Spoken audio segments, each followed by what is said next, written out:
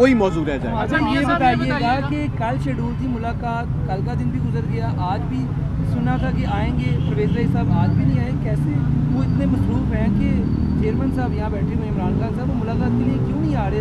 نہیں, ایسا کوئی بات نہیں ہے. وہ میرا خیال ہے آج یا کل میں ملاقات ہو جائے گی. احمد بھائی یہ بتائیے گا, آپ نے بڑی اچھی معاشی بات کی ہے کہ 3-4 روز بعد مشن ایشو ہوگا تمام مہینے ڈیڑھ مہینے بعد. ڈی جی آئی ایس آئی کی پریس کانفرنس آپ کو یاد ہو, انہوں نے ایک جملہ بولا تھا, جب میں تعینات ہوا, میرا نوٹیفکیشن ہوا, مجھ سے پوچھا گیا پاکستان کا سب سے بڑا مسئلہ کیا ہے؟ I S I, D G I S آئی.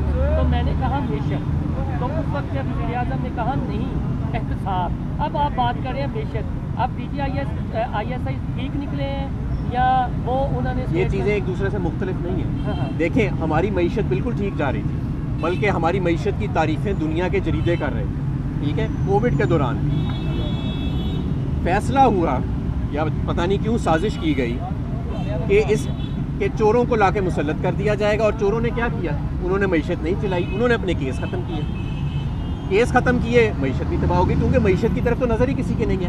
مجھے بتائیں پچھلے 7 مہینے میں کوئی منصوبہ, کوئی ریکوری, کوئی ریفارم میجر ہمارے سامنے آیا ہو؟ وہ جو اٹھ کے تقریریں کرتے تھے کہ مجھے پرچی دے دو جی, میں بتاتا ہوں گیس کیسے سستی کرنی ہے, میں بتاتا ہوں LNG کیسے خریدنا ہے, وہ کدھر گئے ہیں وہ سارے لوگ؟ اس میں تو بڑے صحافی بھی تھے, کدھر گئے ہیں آج؟ وہ نظر نہیں آتے. تو میں آپ کو یہ بتا رہا ہوں کہ یہ جو معیشت کی تباہی ہوئی ہے, اس میں بہت بڑا کردار جو NRO 2 دیا گیا ہے پچھلے 7 ماہ میں اس ملک میں کسی کو شک نہیں ہونا چاہیے, NRO 2 دیا گیا ہے. اور آوازوں کو بند رکھنے کے لیے بدترین تشدد, بدترین بلیک میل